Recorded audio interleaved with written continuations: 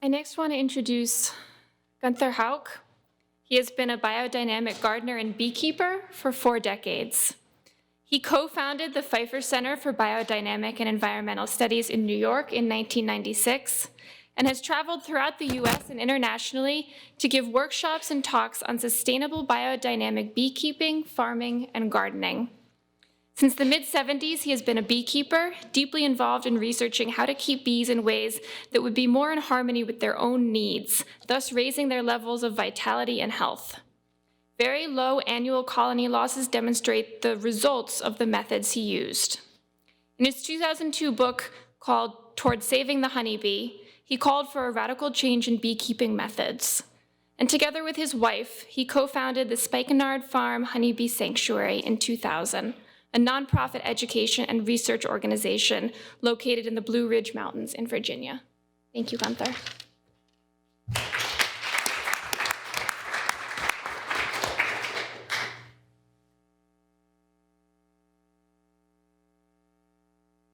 When the Native American people gave homage to the buffalo, to the bison, or to the grizzly bear, they didn't do it for the physical bear and the physical fish.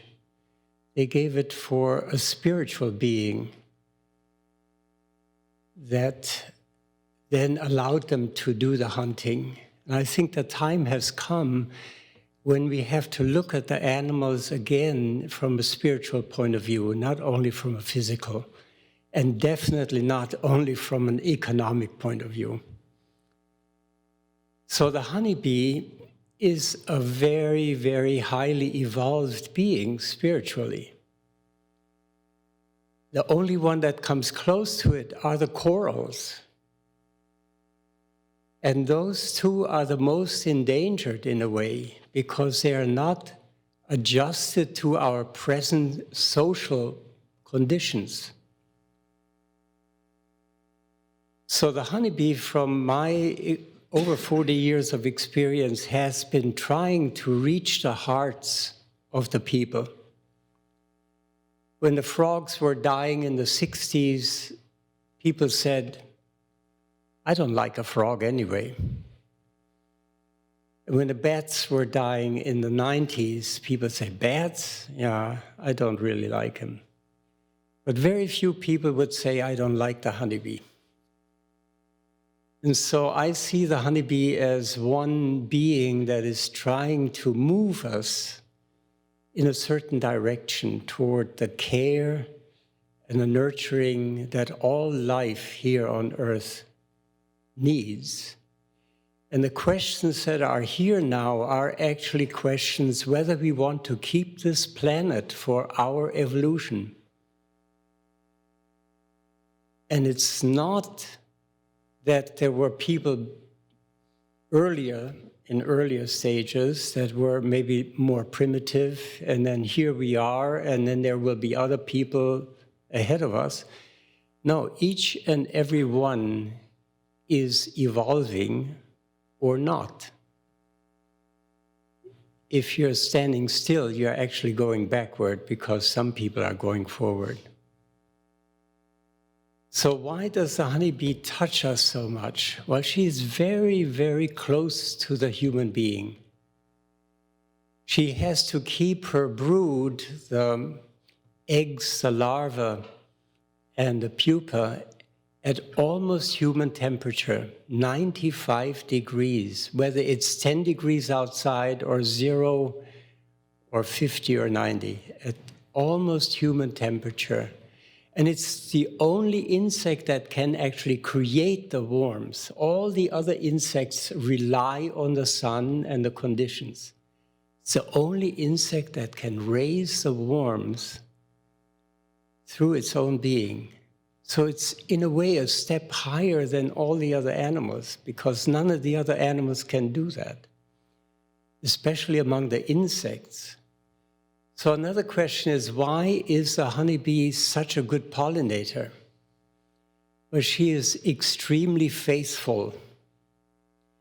When one honeybee flies out of the hive and visits an apple blossom, She ignores the dandelion and the pear and whatever else is blooming and only flies to apple blossoms until she flies back. None of the other pollinators do that. She's also able to come to democratic decisions. Imagine saying that here in Washington. Coming together when they swarm and the scouts go out and each scout does a dance and say, this is what I found. And then all of a sudden the whole hive moves on and they say, okay, this is the best choice we have. Coming to a democratic decision. Another thing that is so amazing is that the 50,000 workers are actually all potential females. And they all repress their sexuality, and thus they can actually serve nature and the other ones in the hive the best. The queen has one marriage flight. So the honeybee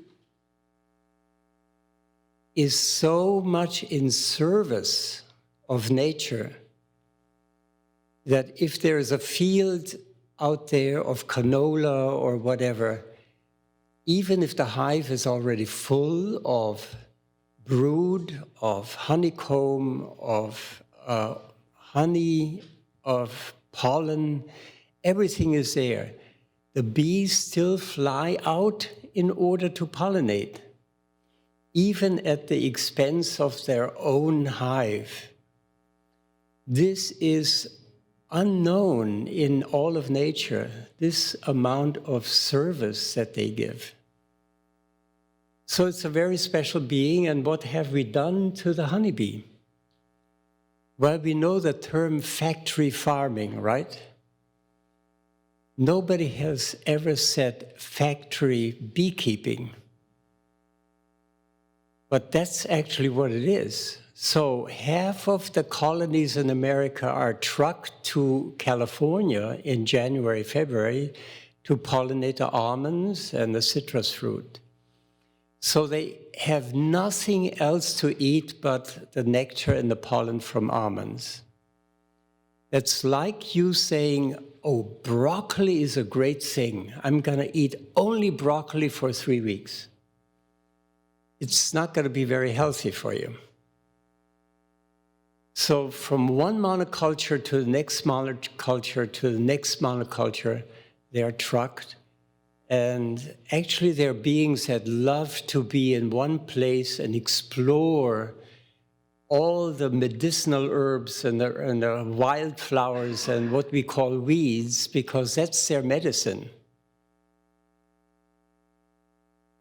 They're also such good pollinators because they are the only pollinator that survives the winter as a colony of maybe 15,000, 20,000 workers. So they can pollinate already in January, February. The bumblebee comes out, only the queens survive the winter. They come out here probably in March. And that queen works for a few weeks till the first workers, bumblebees, are bred and are emerged, and then she can do other things.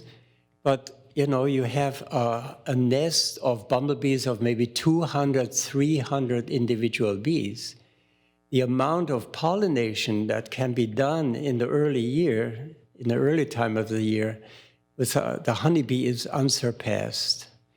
So all of these things are so important because we have a very intensive agriculture and a very invasive agriculture, and that's the problem in itself. So 3 years ago, I was invited to speak at the Florida State Beekeeping Conference, and Monsanto was also there as a speaker, and Bayer was there as a speaker.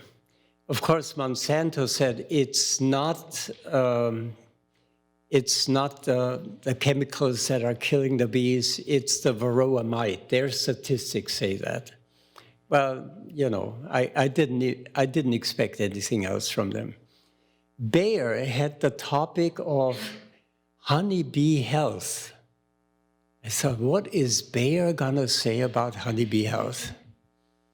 Well, the interesting thing was they were working on a chemical that keeps the bees away from flowers that have been sprayed.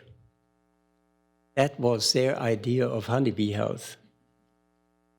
So the fight is on, and I think it's not going to be an easy one. We would have to really put all of our energy into saving all these creatures, each and every one.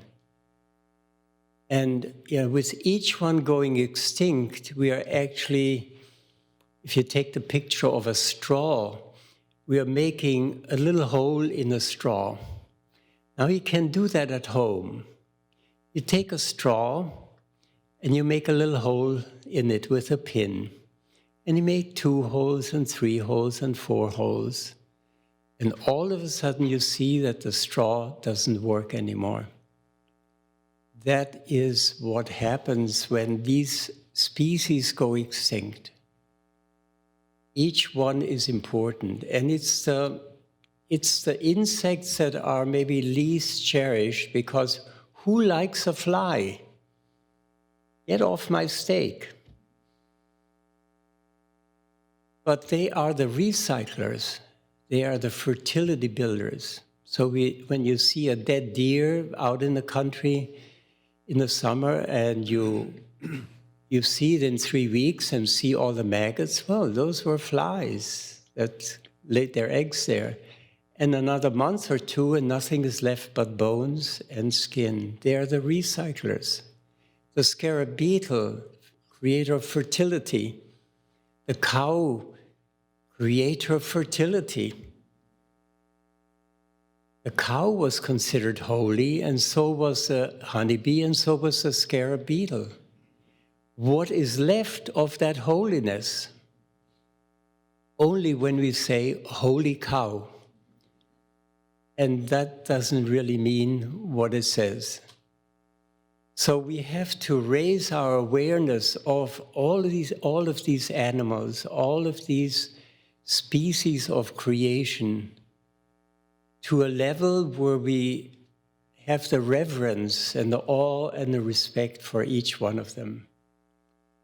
And I, for one, I have been working toward that, and my book towards saving the honeybee was actually the first book, and maybe the only one by now, actually going against factory beekeeping, because that's what it is. You take all the honey, and guess what these colonies get? Corn syrup. High fructose corn syrup instead of honey. Then they get a plastic foundation where they raise their brood. Well, no female I ever talked to wanted a plastic insert in the uterus. But for the bees, it's okay. Every little bit that we have invented in beekeeping has been invented for the profit. And that's what we have to overcome, and that's what we have to work for. And so I'm very grateful for all of you fighting for a truly humane way of looking at nature and its creatures. Thank you.